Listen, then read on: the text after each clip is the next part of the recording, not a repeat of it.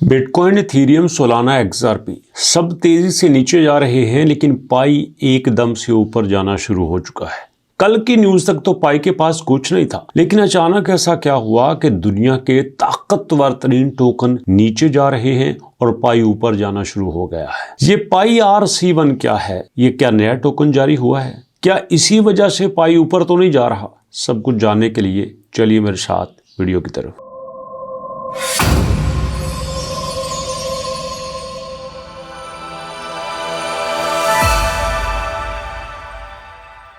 बिस्मिल्लाहिर्रहमानिर्रहीम, अस्सलाम वालेकुम।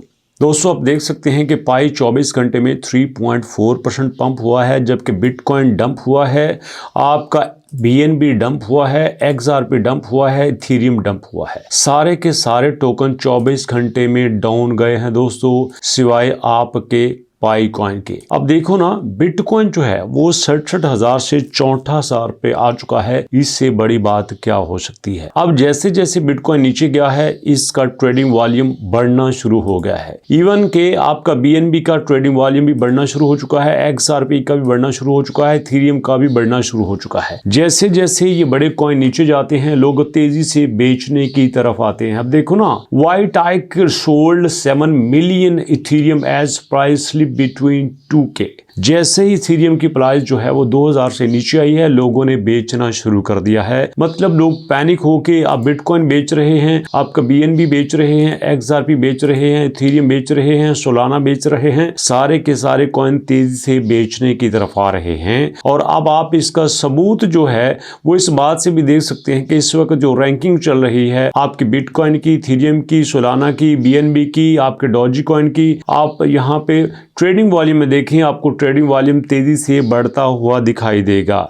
लेकिन बाकी कॉइन को डिस्कस करना हमारा मतलब नहीं था। हमारा मकसद ये था कि इस वक्त आपका पाई कॉइन 1500 से, इस वक्त आपका पाई कॉइन 0.15 से 0.1634 पे आ चुका है। ट्रेडिंग वॉल्यूम अगरचे 14 मिलियन पे है, लेकिन फिर भी मार्केट में कदरे बेहतरी आई है। क्योंकि मुझे ये लगता है कि जो मार्केट में एक नए टोकन की यहाँ पे थोड़ी सी आपको आवाज सुनाई देती है ना, उसकी वजह से आई है कि Pi network introduce Pi RC1 token framework for mainnet ecosystem. अगर आप पाई के ऑफिशियल पेज पे जाएं तो वहां पे आपको रोड मैप नजर आएगा कि पाई का भी रोड मैप में क्लोज मेननेट में चल रहा है, ओपन मेननेट में नहीं आया। और यहाँ पे हमें जो एक नया फ्रेमवर्क दिखाई देता है, नया एक मॉडल दिखाई देता है, उस मॉडल के तहत तो यही लगता है कि पाई कॉइन ने अब एक नया फ्रेमवर्क यहाँ पे इंट्रोड्यूस करवाया है, जिसके तहत कुछ नए टोकन बनना स्टार्ट हो जाएंगे। जिसके तहत जब भी मार्केट में कोई नया टोकन लॉन्च होगा,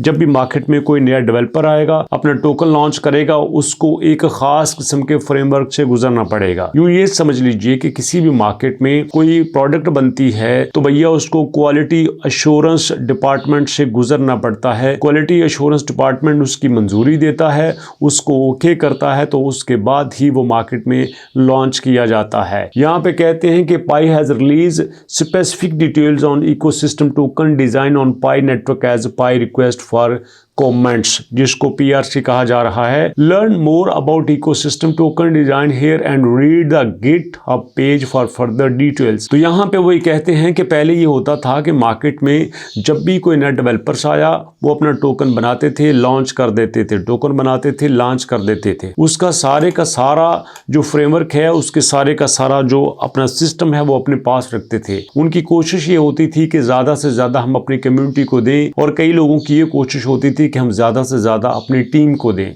आप ये एग्जांपल देख सकते हैं पाई के केस में कि पाई ने जनाब कहा यह जाता है कि 90 बिलियन की सप्लाई अपने पास रखी हुई है। जब 90 बिलियन की सप्लाई अपने पास रखी हुई है तो ये 90 बिलियन की सप्लाई ये शो करती है कि पाई कंट्रोल अपने पास रखना चाहता है। जब ये चाहते हैं रिलीज कर देते हैं, जब ये चाहते हैं यहाँ पे क्लोज कर लेते हैं।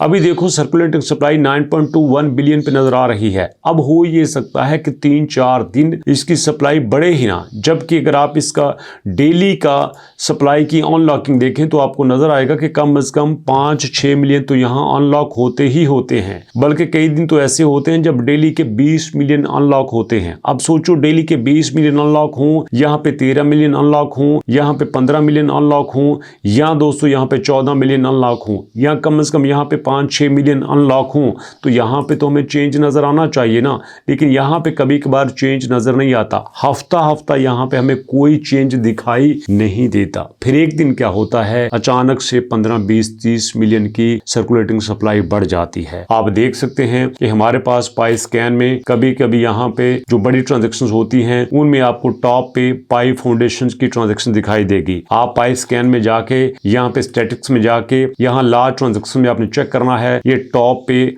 पाई स्कैन की एक आपको बड़ी ट्रांजैक्शन दिखाई देती है और वो normally transaction 500 million, 400 million, 300 million, 200 million तक की होती है और वो सारी की सारी जो ट्रांजैक्शन है वो पाई फाउंडेशन के अकाउंट में होती है। इसका मतलब ये है कि यहाँ पे पाई कोर टीम या पाई नेटवर्क अपनी मोनोपोली क्रिएट करना चाहता है, अपना कंट्रोल क्रिएट करना चाहता है और इसी वजह से वो दोस्तों यहाँ पे लोगों को सेटिस्फाई नहीं कर सके। लोग ये कहते हैं कि जब आपने ये कहा है कि भैया हमारा जो पाई है ये डिसेंट्रलाइज्ड होगा, तो जब ये डिसेंट्रलाइज्ड है तो इसका कंट्रोल आप अपने पास क्यों रखते हैं? इसका कंट्रोल आपके अपने पास रखने का कोई तुक नहीं है, इसका कंट्रोल आपको लोगों को दे देना चाहिए। और यहाँ पे मैं आप साथ आपको एक और रिक्वेस्ट करना चाहता हूं कि हमारे पास ये जो एक पेज है breakdown_bitcoin, इसको दोस्तों आपने जरूर सब्सक्राइब कर लेना है। इसका लिंक नीचे डिस्क्रिप्शन में मौजूद है और इस लिंक के ऊपर क्लिक करके आपने इसका जरूर फॉलोअर बनना है, क्योंकि डेली बेसिस पे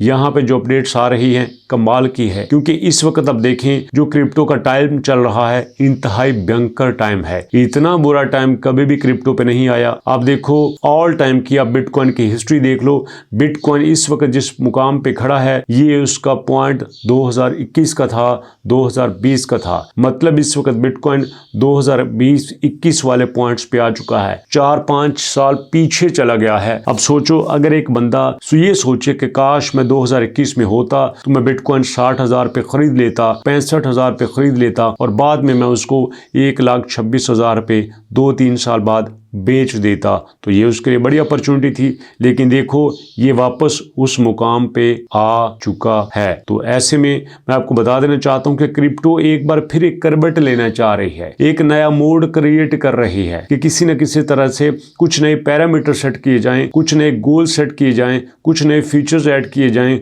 कुछ नई चीजें यहाँ पे बनाई जाएं।